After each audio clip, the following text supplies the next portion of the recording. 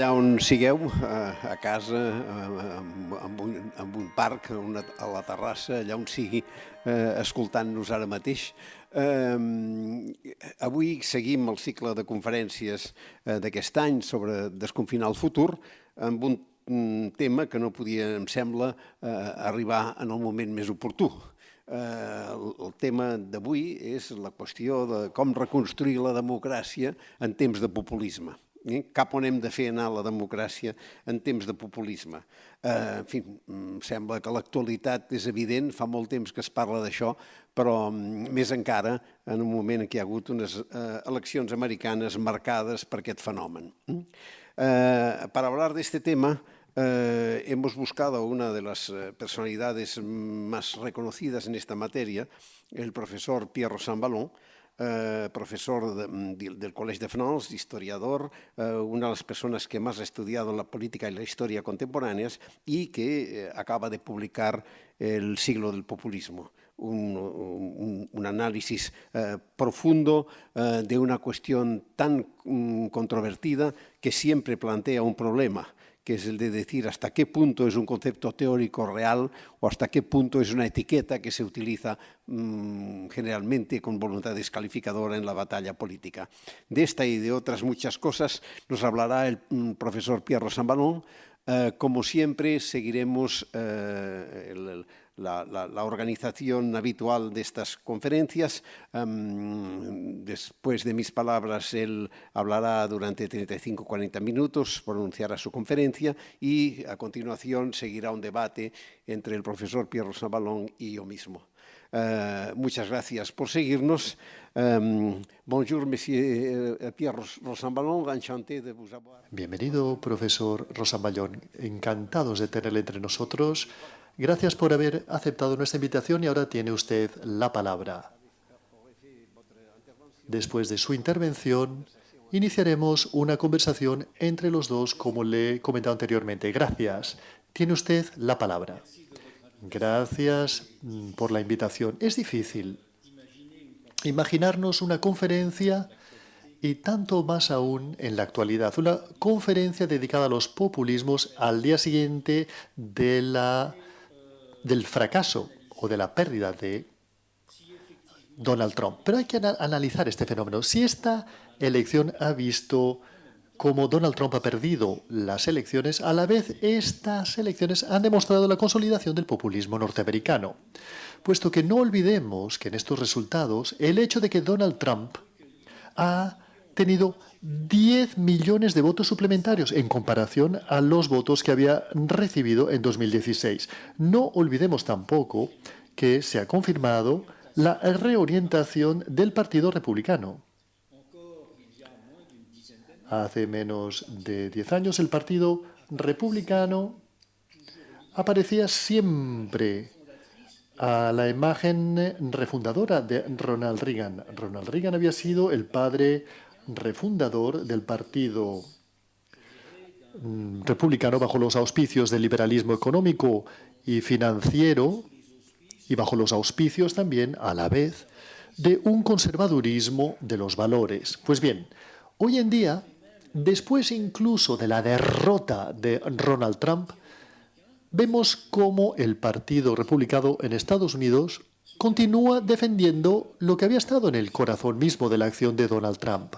Es decir, no solamente un conservadurismo religioso y cultural profundo, sino también un proteccionismo económico, a la inversa justamente de lo que Ronald Reagan consideraba como la esencia misma de los republicanos. Pues bien, hace falta entender que estos son resultados que tendrán unas consecuencias mundiales considerables, porque la personalidad de Donald Trump va más allá de la personalidad de un líder populista. Él tiene a la vez la personalidad de un ego sobredimensionado. La psicología de Donald Trump cubría de alguna manera sus características de líder populista y les proporcionaba un aspecto ciertamente mucho más inquietante y mucho más específico. Desde este punto de vista, la situación norteamericana nos invita a considerar no solamente la derrota de Donald Trump, sino el mantenimiento del populismo en Estados Unidos. ¿Cómo podemos entender este populismo a través de figuras tan distintas que lo encarnan? ¿Qué existe de común entre ese personaje tan lleno de sí mismo y de su ego como Donald Trump y una personalidad como la de Bolsonaro en Brasil o como la de Chávez? ¿Podemos comparar a Chávez con Donald Trump? Desde el punto de vista de las personalidades, ciertamente no. También podríamos comparar a Donald Trump con otras figuras populistas de Europa. Víctor Orbán, por ejemplo, en Hungría, o la familia Kaczynski en Polonia. Ciertamente tampoco. Las figuras que encarnan en el mundo contemporáneo o que han encarnado en los años anteriores los populismos son ciertamente muy diversas. Existen temperamentos populistas que no son de la misma naturaleza y los populismos que vemos en Europa, por ejemplo, tienen en buena parte la especificidad de haber nacido en movimientos de extrema derecha y es por esto que en los países de Europa del Norte, en Dinamarca, en los Países Bajos, en Bélgica, en Francia, en Italia, en Alemania, el término populismo todavía está entrelazado con la extrema derecha, porque era la fuente de origen. Pero si miramos la América Latina, pues bien, los populismos tienen una historia, que es a la vez una historia de pronunciamientos militares y a la vez una historia de la izquierda. Por lo tanto, vemos que las historias y las personalidades son extremadamente diversas. Y por lo tanto, lo que podría parecer que existe una dificultad para utilizar el mismo término populismo para cualificar historias tan distintas y personalidades tan distintas, y sin embargo, sí, ante mis ojos se puede justificar de hablar en singular del populismo. Populismo singular, porque a pesar de todas estas diferencias, existe una serie de rasgos en común. ¿Esos rasgos en común cuáles son? El primer rasgo en común es que existe una cierta visión de la sociedad específica del populismo. El populismo tiene el culto del pueblo, pero ve a la vez al pueblo simplemente definido por su oposición a un grupo pequeño de élites, a un grupo pequeño del mundo financiero, a un grupo pequeño de las oligarquías. Por lo tanto, los populismos se caracterizan por una visión unificada del pueblo. Pero esta visión unificada del pueblo efectivamente no corresponde a la realidad, puesto que vivimos en sociedades muy divididas. Pero, digamos, lo que es propio de la retórica populista es analizar la división de la sociedad como resultado de una separación entre el verdadero pueblo, el pueblo verdadero y, de alguna manera, un pueblo que no es verdadero, un pueblo falso. Y, de alguna manera, aquí queda implicado un juicio moral que divide al pueblo en partes. El pueblo real y, por otra parte, el pueblo que solamente es una apariencia de pueblo. Es decir, que existe una visión moral que establece un lazo entre la pretensión de reencarnar a un pueblo como representante, como que representase el 90% de la sociedad, y una realidad mucho más dividida. Y es esta diferencia entre la visión globalizante del pueblo y la realidad de dicha división en las elecciones, pues se trata de hacer una diferencia, de marcar la diferencia entre un buen pueblo y un mal pueblo. Es decir, de emitir un juicio moral a una realidad estadística. En realidad, una realidad estadística muy importante, ya que vivimos en sociedades en las cuales las opiniones se han dividido muchísimo. Ya prácticamente no existe en Europa, o en la América Latina, o en la América del Norte, elecciones en las cuales haya un vencedor que se pueda llevar 2/3 partes de los votos. Y cuando alguien gana las elecciones con el 55% de los votos, se dice que es una elección triunfal. Por lo tanto, la pretensión del populismo es que de estas sociedades divididas mismas pretende ser el representante de la sociedad total, porque de alguna manera tiene una superioridad moral. Y esta es una constante del discurso de Trump cuando se dirige a sus partisanos diciéndoles: ustedes son el verdadero pueblo, vosotros sois el verdadero pueblo y el resto son solo pretendientes injustificados. Una segunda característica del populismo es que representa una cierta visión de la democracia.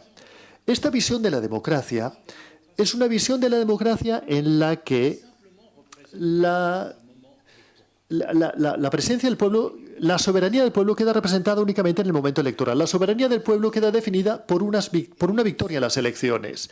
Y esta es una constante de todos los movimientos y regímenes populistas, es decir, oponerse con mayor vigor y fuerza a cualquier instancia democrática que no sean elegidas.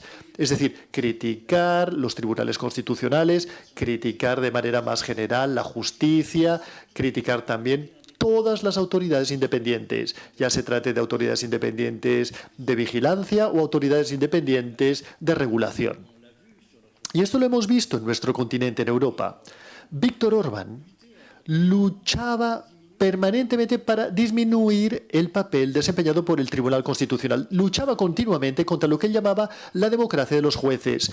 Luchaba para reducir la esfera de influencia de las autoridades independientes. Esta es otra de las grandes características del populismo. Y la tercera gran característica del movimiento populista es que se basa en una cierta visión de la representación social. Para ellos no es el Parlamento el que cuenta, es el líder que encarna a la sociedad. Es una fórmula que fue inventada en Francia por Napoleón. Sus partidarios decían que Napoleón no es un hombre, Napoleón es un pueblo. Y hace falta saber que el primer que retomó esta fórmula a mediados del siglo XX fue el colombiano Gaitán. El colombiano Gaitán, que era la figura fundadora del populismo en América Latina. Él decía: yo no soy un hombre, soy un pueblo. Y sabemos que Chávez también retomó esa fórmula, pero quizás lo que no se sabe bien es que Gaitán era admirado a la vez por Chávez, por Perón y por Castro, lo cual indica muy claramente las ambigüedades de esta fórmula y de esta visión de la representación. Por lo tanto, la buena representación no es una asamblea o un congreso con una diversidad de voces y de votos y de palabras, con la diversidad de las experiencias que un grupo de un centenar de personas puede representar, sino que es una figura en la cual el pueblo puede proyectarse. Y desde un cierto punto de vista, la democracia en este caso se convierte en un acto de adhesión. El alemán Carl Schmitt habría dicho que es una democracia de aclamación. La democracia se define por esta consolidación del vínculo entre el pueblo y el líder. Y esta es una constante en todas las democracias. Una constante tan fuerte que los populismos a menudo han intentado modificar las constituciones para hacer que la reelección sea permanente de los elegidos, que es lo que acaba de pasar en Rusia. Es lo que había intentado hacer Correa en Ecuador. Es lo que hizo también Chávez en Venezuela. También es lo que intentó hacer Morales en Bolivia. Es decir, que aquí existe una constante de los regímenes populistas en este sentido, en esta tercera característica de una relación con el líder que encarna a la sociedad y, por lo tanto, de un líder que de alguna manera tiene como perspectiva reproducirse indefinidamente. Existe también una visión económica del populismo. Y esto merece ser analizado. El populismo como visión de una sociedad definida por un pueblo contra las oligarquías. Todo el mundo tiene más o menos conciencia de esto. Todo el mundo tiene más o menos conciencia también de la pretensión de la representación mediante la encarnación. Por otra parte, tenemos un poquitín menos de conciencia de lo que llamo de la democracia polarizada, de una democracia que simplemente se basa en las elecciones y no, como diré más adelante, en otras definiciones de la voluntad general. Sin embargo, existe una cuarta característica de los regímenes populistas, y es que tienen una visión de la economía que está fundamentada en la pretensión de volver a encontrar voluntad política en relación a la economía. El discurso populista, para resumirlo, dice que hoy en día las grandes potencias financieras, los mercados, por llamar a las cosas con un término más amplio, se han unido al poder económico. Y si queremos volver a recuperar nuestra voluntad política y nuestro margen de acción, tenemos que cerrar las fronteras para volver a recuperar una capacidad autónoma de acción. Pues bien, esta es otra característica de casi todos los regímenes populistas, es decir, apoyarse en una visión de la economía protegida, es decir, tener la cultura del proteccionismo. Con una pequeña observación en relación a Europa, y es que dos grandes defensores del proteccionismo en la Unión Europea de hoy, Polonia y Hungría, no pueden tener la pretensión de ser países proteccionistas, puesto que se benefician tanto de la mano europea ¿en qué se convertiría la economía polaca o la economía húngara si no fuesen los subtratantes de la economía alemana? O sea que aquí tenemos un caso excepcional. Pero a la inversa también vemos que el Brexit ha traducido esto perfectamente bien. El Brexit tenía como eslogan volver a recuperar el control. Queremos recuperar el control. ¿Recuperar el control? ¿Y cómo? Pues bien, justamente recuperar el control separándonos de Europa, que nos imponía sus visiones. Recuperamos el control mediante una independencia proteccionista, por así llamarla. Una cuarta característica del proteccionismo es que el proteccionismo es un régimen de pasión y devoción. Y esto es algo muy importante, que explica muchísimo el éxito del populismo. Nos damos cuenta, hoy en día, de que los electores no se definen únicamente en función de sus intereses materiales. Los candidatos los electores se definen en relación a una cuestión de identidad o se definen en relación a una cuestión de valores. Y esto, el populismo lo ha entendido de manera muy sensible desde hace mucho tiempo. No hacía falta únicamente interesarse por los intereses de los ciudadanos, sino que hacía falta interesarse por sus pasiones, hacía falta interesarse por sus emociones y, por lo tanto, hacía falta llevar a cabo toda una propaganda destinada a alimentar estas pasiones, a alimentar estas emociones, con una característica muy particular. Y es que la relación de las sociedades con la pasión y los intereses no es lo mismo. Cuando hablamos de intereses, en nuestras sociedades existen muchos conflictos de intereses, existen muchas divergencias, pero lo propio de la democracia es intentar encontrar soluciones de compromiso entre los distintos intereses divergentes, lo que llamamos la socialdemocracia, que se define por la organización institucionalizada del compromiso social. Es la manera en que la socialdemocracia alemana se definió después del famoso Congreso de Baden-Württemberg en los años 50 del siglo pasado. Por lo tanto, los intereses... nuestras sociedades están habituadas al conflicto de interés en el seno de la empresa, a los conflictos de interés entre los trabajadores y el capital. Muchos conflictos de interés existen en nuestras sociedades, pero siempre se trata de objetos negociables, mientras que cuando hablamos de una noción como la identidad, entonces no es negociable. Inmediatamente existe una relación que es una relación en la que rápidamente vas al extremo. Vas al extremo justamente porque la identidad es lo que no queremos negociar, que queremos conservar. Por lo tanto, cuando las pasiones y las emociones desempeñan un papel mayor en las sociedades, lo que adquieren y lo que desarrollan los regímenes populistas, entonces en ese momento la división de la sociedad se hace mucho más pronunciada. De alguna manera, existe una producción de la división social a través de los movimientos populistas. Y esta construcción de la división social se debe, para empezar, al hecho que acabo de señalar, es decir, que mientras podamos negociar intereses, debatir intereses y llegar a soluciones de compromiso, no hablamos de valores.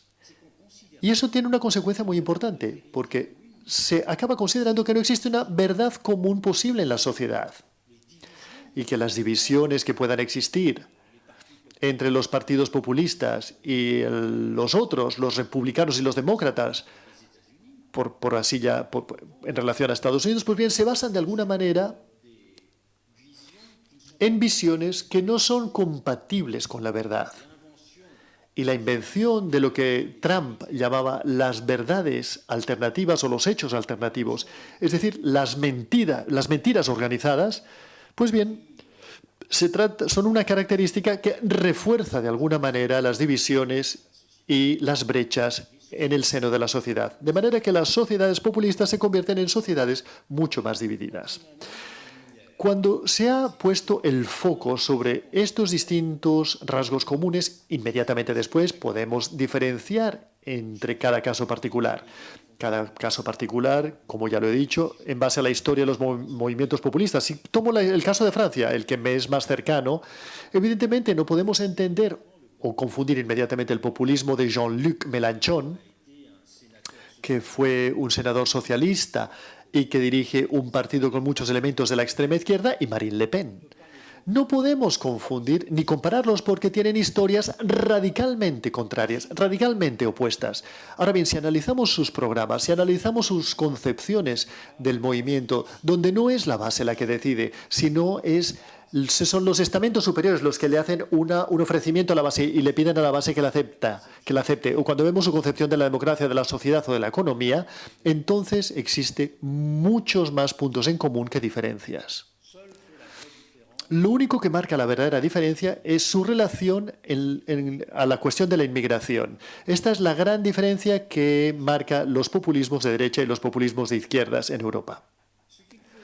Lo que también hace falta decir es que independientemente de los movimientos o de los regímenes que podamos cualificar como populistas, existen también en nuestras sociedades lo que podríamos llamar un ambiente general de populismo.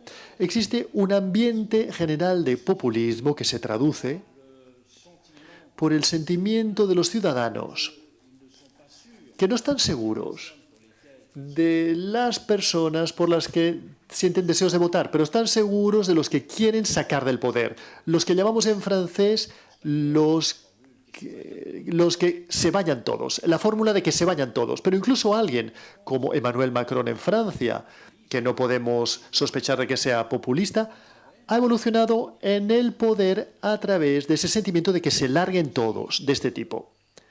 También se trata de una visión simplificadora de la democracia, con el culto al defensor del pueblo, o que se ha hecho algo mucho más expandido. Existe una difusión, por lo tanto, de todo un conjunto, diría yo, de populismo un poco, digamos, reducido, que crea un ambiente general de populismo en nuestras sociedades que es muy importante, porque se trata de un concierto de populismo que prepara o que podría preparar en cualquiera de los casos el pasaje o el tránsito hacia el populismo mediante una cierta legitimidad indirecta o más fuerte que en el pasado. Pues bien, ¿cómo reaccionar ante estos populismos? Lo primero, me parece a mí, es tomarse muy en serio el populismo. El populismo no es sencillamente una cosa fantasmagórica. No. El populismo hace falta conocerlo en profundidad dentro de la historia de la democracia. ¿Por qué?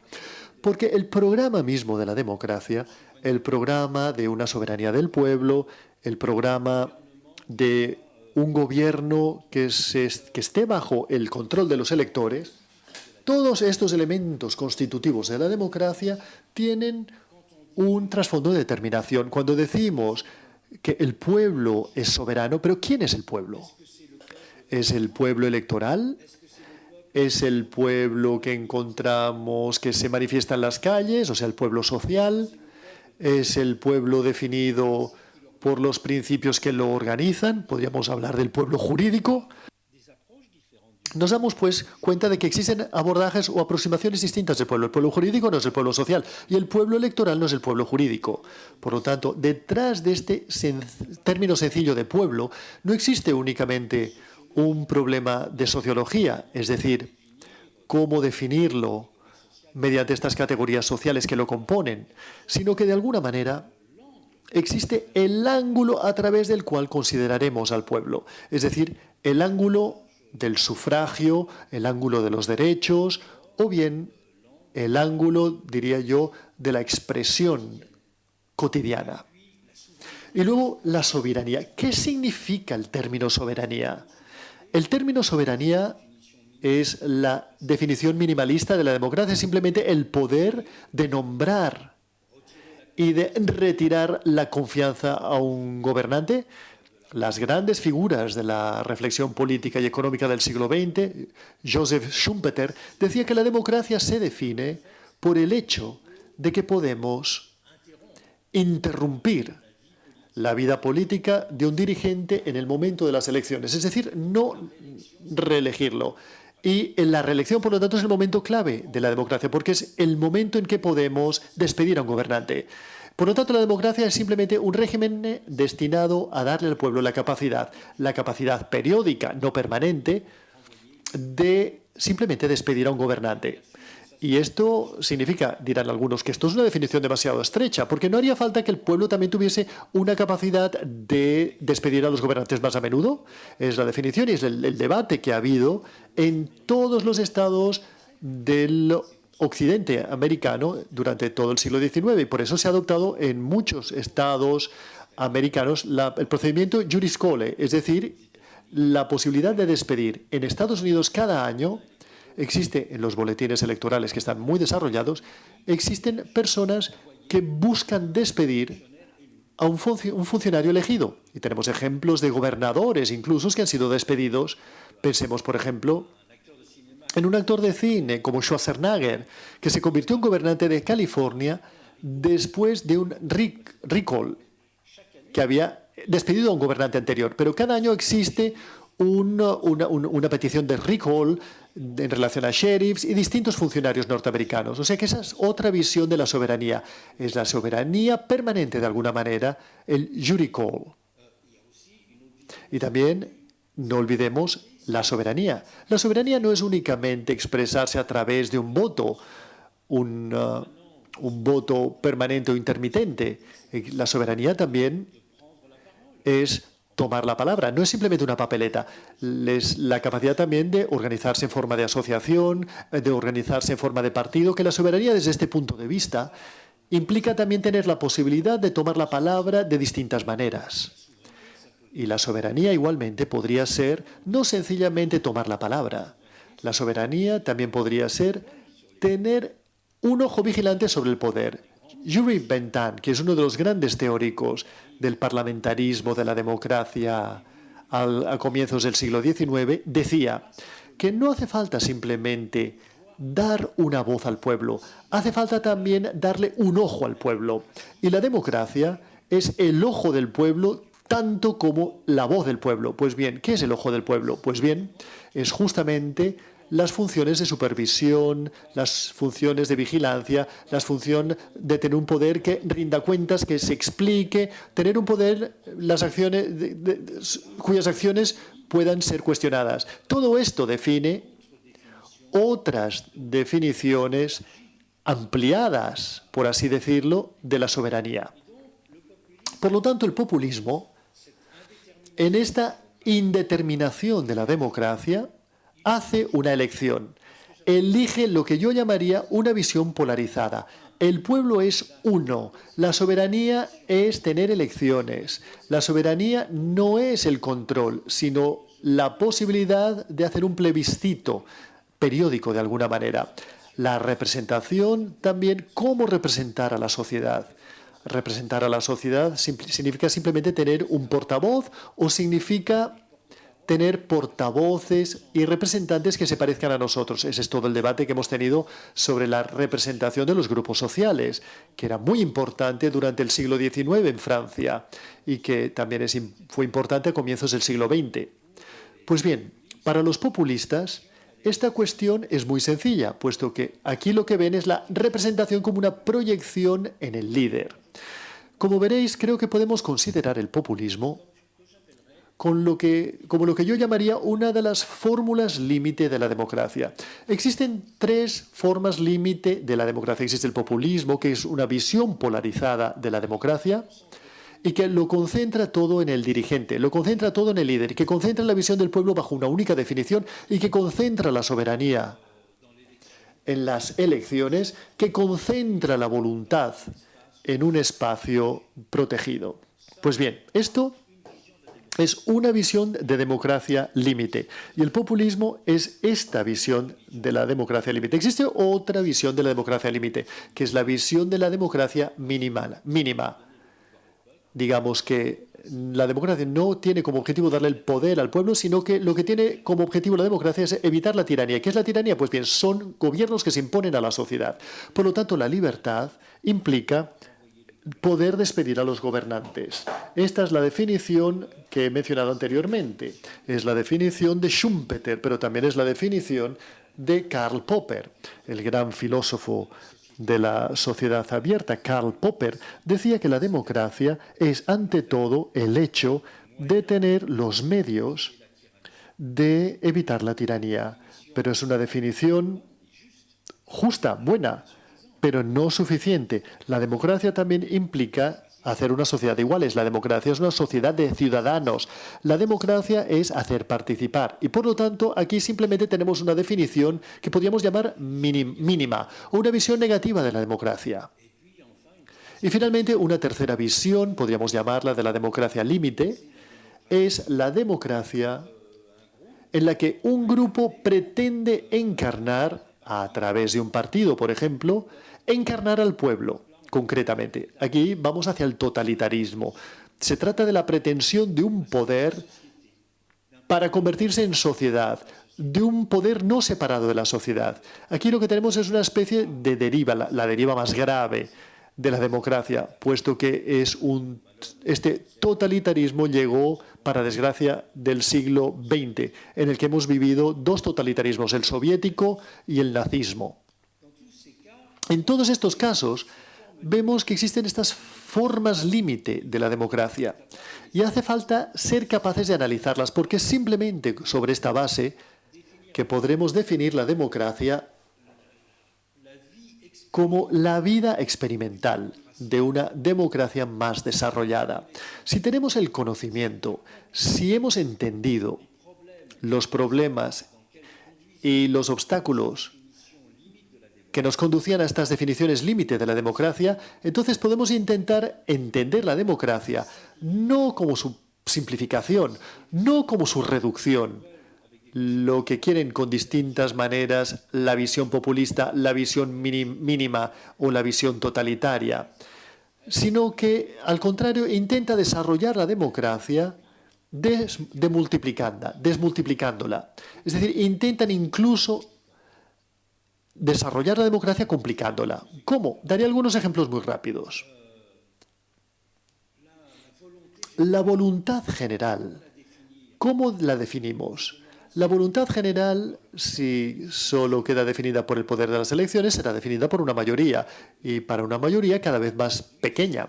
Hoy en día, aquel que está autorizado a gobernar tiene el 51% de los votos, y es normal que gobierne porque hace falta decidir, y por lo menos el principio aritmético nadie lo puede criticar. Si tuviésemos que designar al mejor servidor del pueblo, si quisiéramos definir al más virtuoso, nadie estaría de acuerdo sobre la definición del hombre o mujer más virtuoso o más capaz, o el hombre o mujer que sería el mejor dirigente.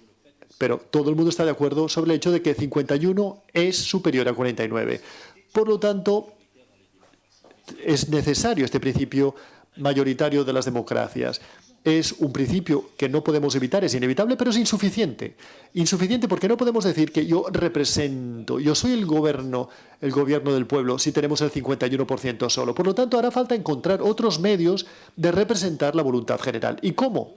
Pues bien, existen dos otras maneras. Y es que la voluntad general también tiene que ser el poder de nadie. Es decir, tienen que existir instituciones que se definan como instituciones al servicio de la voluntad general, porque nadie les puede poner la mano encima, porque de alguna manera están fuera de la división de los partidos. Es el caso de las instituciones judiciales.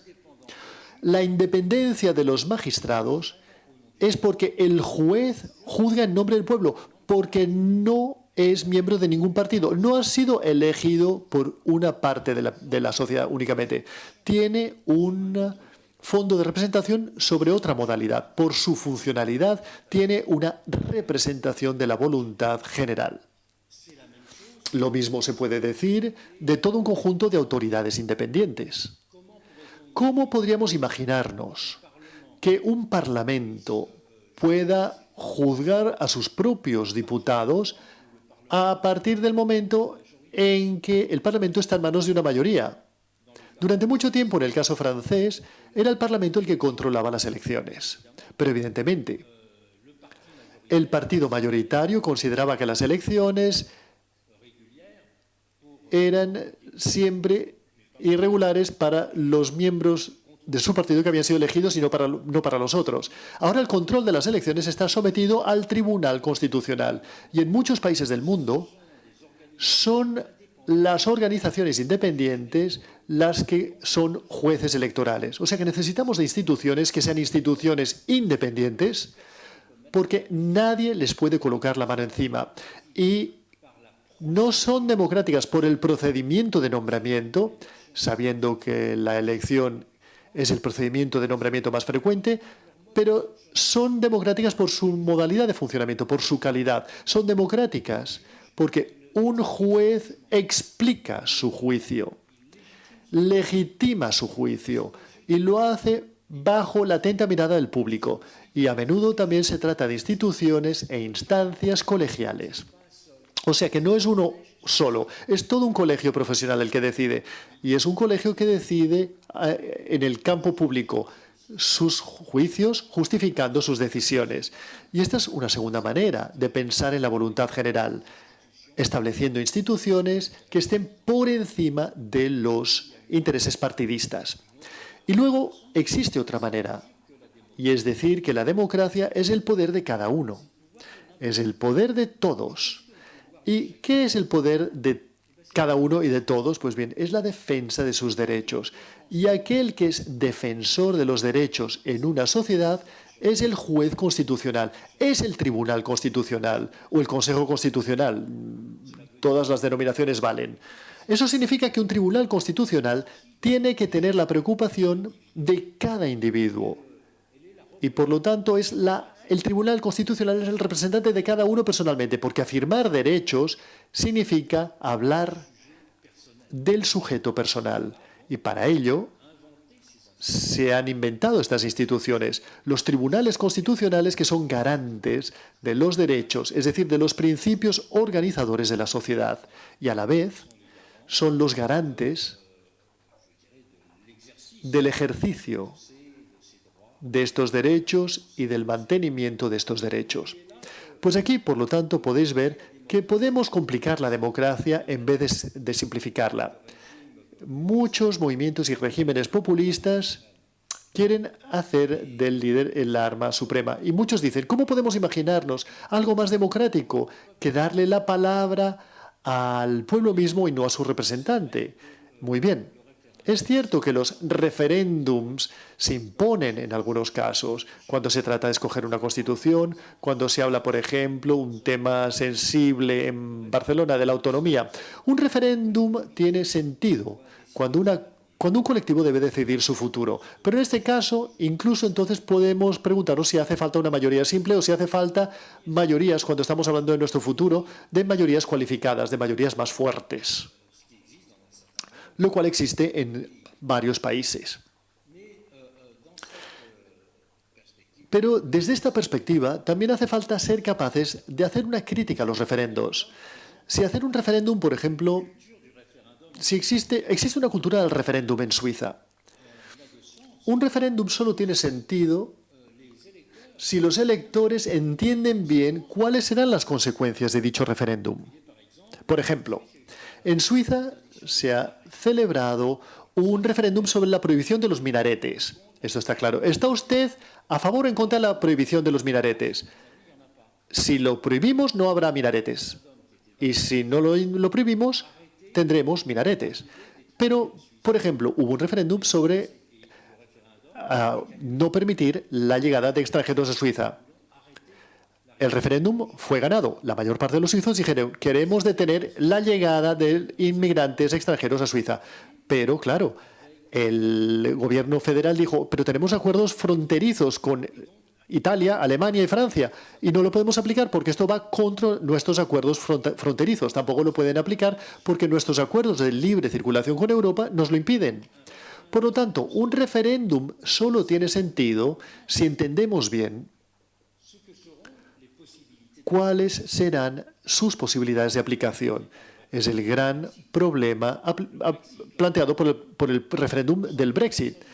El referéndum se ganó sin que nadie supiese cómo se realizaría el Brexit, bajo qué condiciones.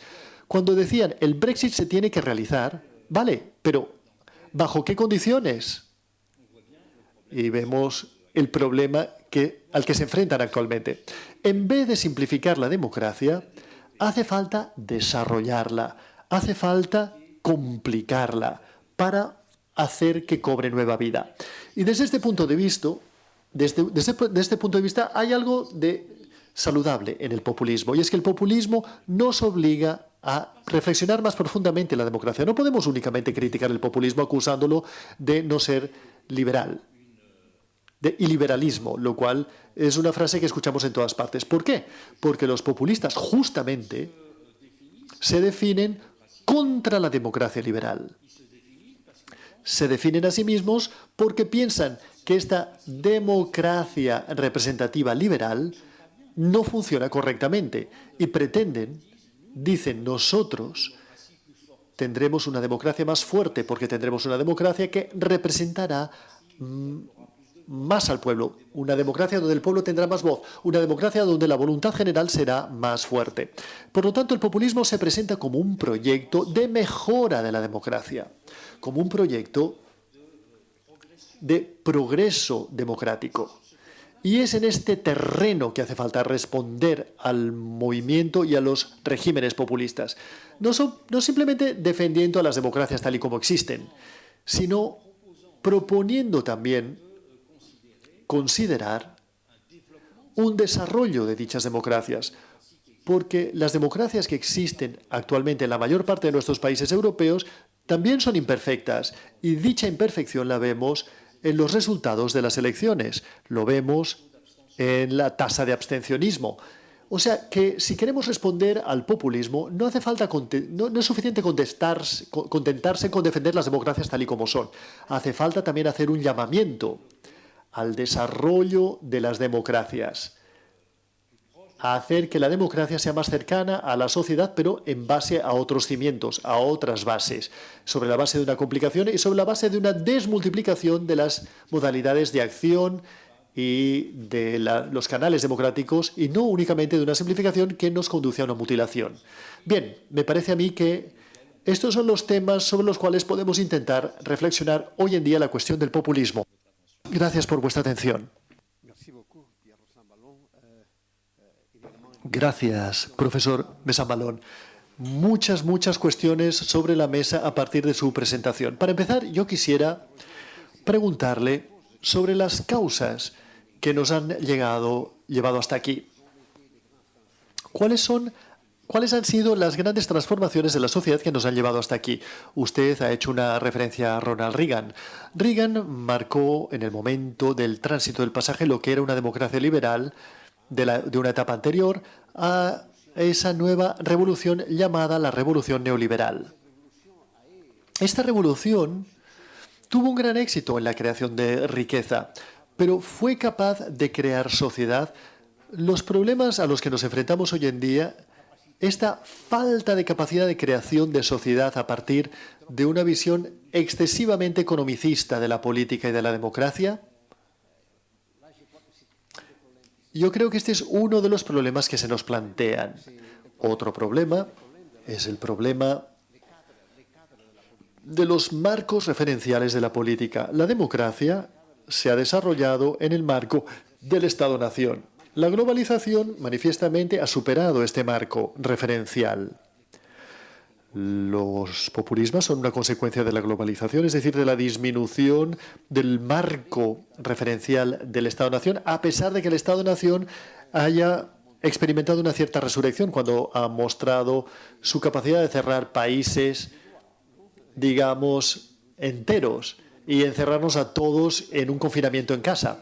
Y en tercer lugar, lo que está relacionado a este proceso de transformación son los medios de comunicación. Los nuevos medios de comunicación, la desaparición del sistema de creación de opinión pública alrededor de la prensa, la radio y luego la televisión. La aparición de la comunicación digital. Esto también está en el origen de las causas de este fenómeno del populismo y en las causas de la incomodidad, del malestar que sienten los ciudadanos que hace posible que sostengan y apoyen al populismo? Sí, absolutamente. Has planteado las tres cuestiones esenciales. La cuestión sobre la sociedad. Yo creo que la democracia nunca se ha definido únicamente como un régimen político. La democracia también se define como una forma de sociedad. Y, de hecho, si analizamos la historia del término democracia, la palabra democracia, justo hasta mediados del siglo XIX, el término democracia tenía, para empezar, una definición social. La democracia significaba, para retomar el lenguaje de Tocqueville, era una sociedad de semejantes, la sociedad de iguales. La democracia era una visión de la sociedad. Una visión de la sociedad en ruptura con las sociedades aristocráticas y también en ruptura con sociedades de orden, sociedades corporativistas, en las que cada quien estaba colocado en su sitio. El proyecto de la democracia es justamente esto. Se trata de un proyecto de construir una forma de sociedad, a través de principios de justicia aceptados por todos. Por eso, la democracia, de alguna manera, es inseparable de un debate permanente sobre lo que es justo y lo que es injusto. La historia de las democracias es inseparable de la historia del Estado, digamos, del bienestar, o de la redistribución fiscal, o de la meritocracia en el Estado, o del cálculo del mérito en la sociedad. Por lo tanto, se trata de un peligro. Es un peligro considerar que la democracia es simplemente un régimen político. La democracia, por supuesto que es un tipo de régimen político, pero debe redoblarse para convertirse también en una forma social. Y ciertamente, en el populismo existe también la búsqueda de una forma social que se haga a través de la identidad, en el que el pueblo hace masa. Y en el fondo, vemos bien que en nuestras sociedades el problema no es únicamente la diferencia entre el 99% y el 1%. El problema del sentimiento de la justicia está difundido en todo el cuerpo social. Las pequeñas desigualdades que se hayan vivido de manera tan intensa como las grandes desigualdades. De hecho, podemos decir que en la sociedad contemporánea existe una sensibilidad más intensa ante las injusticias que ante las desigualdades. Las desigualdades son un fenómeno estadístico, mientras que la injusticia es cuando yo me comparo a mí mismo, cuando comparo mi situación a la de los otros. Yo encontraré que hay diferencias legítimas e ilegítimas en relación a mí mismo. Y por lo tanto, tienes toda la razón, Josep, de insistir sobre el hecho de que no podemos separar la reflexión sobre un régimen político de la construcción de una forma de sociedad. Desde un cierto punto de vista, la democracia como régimen político ha estado al servicio de la construcción de ese Estado social. Es eso lo que tenemos que recordar. Y en el populismo, esta visión simplificadora de un pueblo homogéneo, de un pueblo que constituye un bloque, de un pueblo donde no existen divisiones. Y para que un pueblo pueda constituir un bloque y que no tenga divisiones, pues bien, hace falta que ampliemos las divisiones con los otros. Por lo tanto, vamos a convertirnos en un bloque porque vamos a rechazar al extranjero. Vamos a convertirnos en un bloque porque nos oponemos a la casta, a los oligarcas. O vamos a convertirnos en bloque porque nos oponemos a otras naciones. Por lo tanto, en el fondo se trata de una definición no de la sociedad de iguales, sino de una sociedad negativa, de una sociedad de repulsa, de una sociedad que se construirá en base a la oposición al otro. Y existe toda una historia del racismo que es propio de la democracia. Digamos que el racismo como base de la construcción de la igualdad. Vamos a construir la igualdad entre nosotros en base a la repulsa del otro. La otra cuestión que, digamos, mencionas es el populismo como reacción ante la globalización. El populismo es una exaltación del Estado-nación y a la vez es una especie de rechazo de la globalización. Sí, esto es lo que aparece inmediatamente. Lo que aparece inmediatamente, pero lo que tenemos que ver es si detrás de esta cuestión de la globalización, evidentemente, existe todo un conjunto de cuestiones que podríamos llamar de carácter técnico. Estas cuestiones técnicas son la regulación financiera, del capitalismo. Estas cuestiones técnicas también son las del buen equilibrio entre la protección de las industrias y la apertura de los mercados, porque todo el mundo desea poder exportar lo que produce, pero limitar las importaciones, de manera que hace falta encontrar un buen equilibrio. Y yo creo que toda reflexión sobre la globalización no es únicamente una reflexión sobre la elección entre una economía totalmente abierta o una economía totalmente cerrada, sino que se trata de una elección pragmática en cada ocasión. Pero a la vez, no debemos olvidar una de las características del Estado-nación. El Estado-nación, en todas partes del mundo, ha experimentado el esquema europeo. Y el esquema europeo ha hecho que el Estado-nación se haya desarrollado en 3 lugares. Se ha desarrollado en España, se ha desarrollado con la monarquía francesa y con la monarquía inglesa. Es decir, en la periferia del Sacro Imperio Romano. ¿Y cuál era la idea? El romano germánico. ¿Cuál era la idea de los Estados-nación? Los Estados-nación constataban el fracaso de los objetivos mundialistas del imperio. El imperio quería ser la fórmula genérica para toda la humanidad, donde toda la humanidad se pudiese reconocer. Pero el imperio había creado esta unidad teórica con un emperador y con un papa, pero que en realidad era un mundo de rivalidades generalizadas, un mundo de principados, un mundo de ciudades que guerreaban entre sí, un mundo de pequeños, digamos, reinos que se peleaban entre sí, como en el ejemplo alemán. Por lo tanto, hubo una utopía en el Estado-nación. La utopía del Estado-nación es hacer lo universal en pequeño. La utopía del Estado-nación, es decir, la pretensión universal es demasiado fuerte.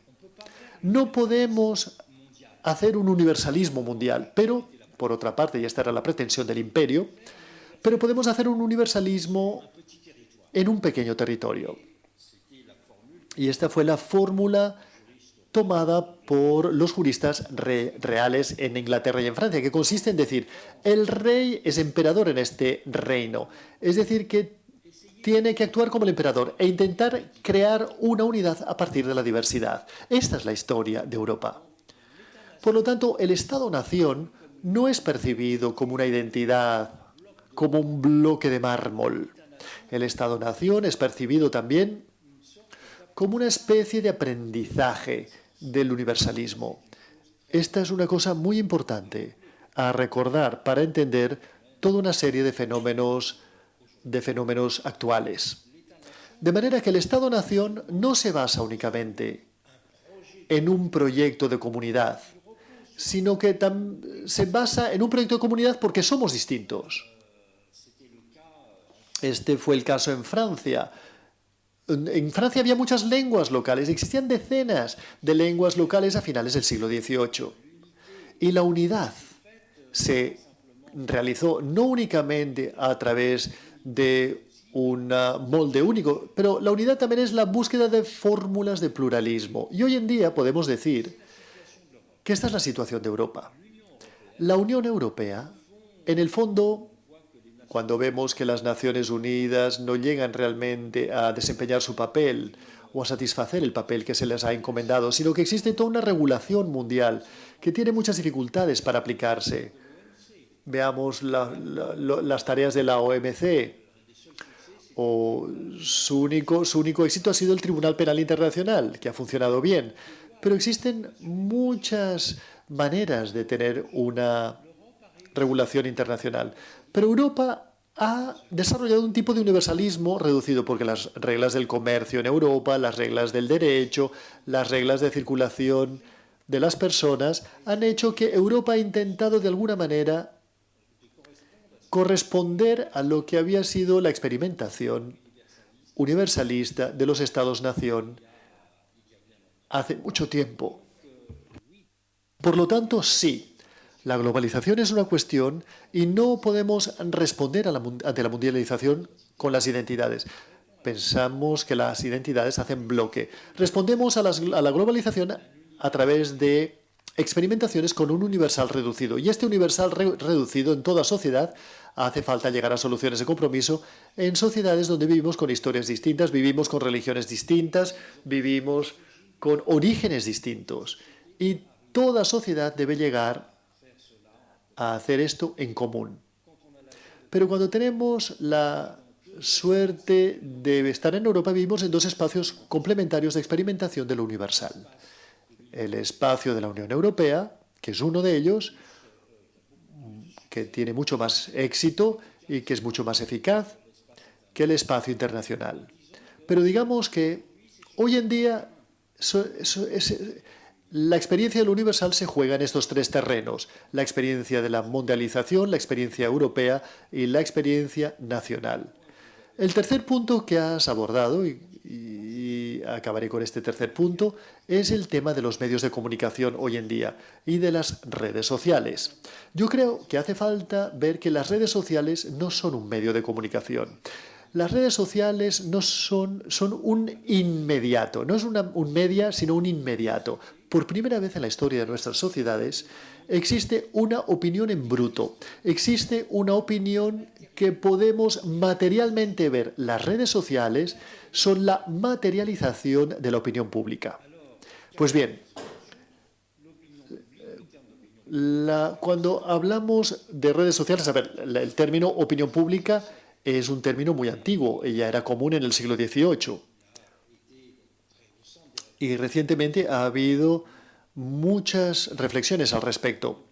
Pero para caracterizar la opinión pública tal y como la hemos entendido en el siglo XVIII y XIX, de una manera o de otra, siempre era una opinión mediatizada. Cuando hablábamos de la opinión pública, era la opinión pública a través de la prensa, a través de la diversidad de la prensa.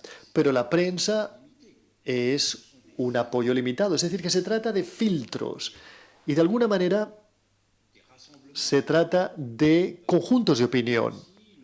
También la opinión pública estaba representada porque existía un cierto número de grandes figuras.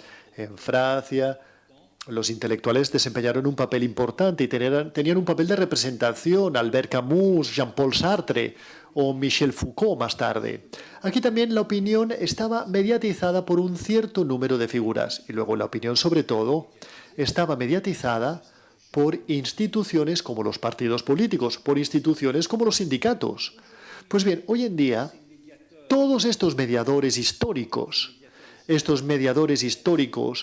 como la prensa, estos mediadores históricos como los partidos políticos, los sindicatos y las grandes figuras, de alguna manera han dado un paso atrás, porque ha nacido esta inmediatez encarnada en las redes sociales.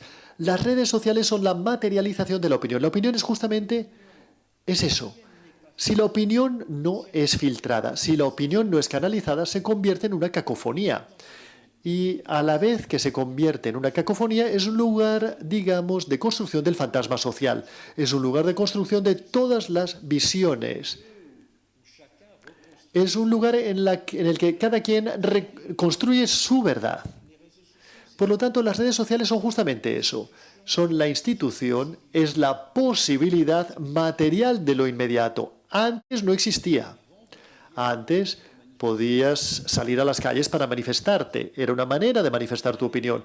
O te podías adherir a un partido o a un sindicato. Te podías afiliar a un partido o un sindicato o comprar los libros de una personalidad. O podías incluso votar. Bueno, o comprar tal o cual periódico o ver tal o cual canal de televisión. Esto significa que la expresión de tu opinión se vinculaba a la elección de las figuras, de los partidos, de los sindicatos, de las personas, de los libros, de los periódicos que leías.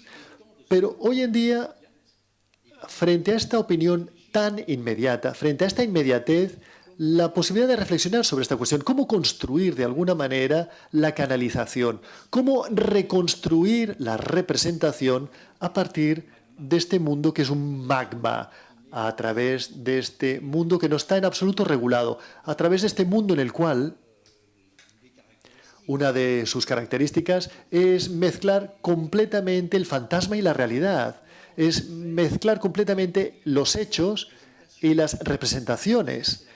Esta es la gran cuestión, efectivamente, Josep, una de las grandes cuestiones, una de las más importantes cuestiones que las democracias tendrán que enfrentar hoy.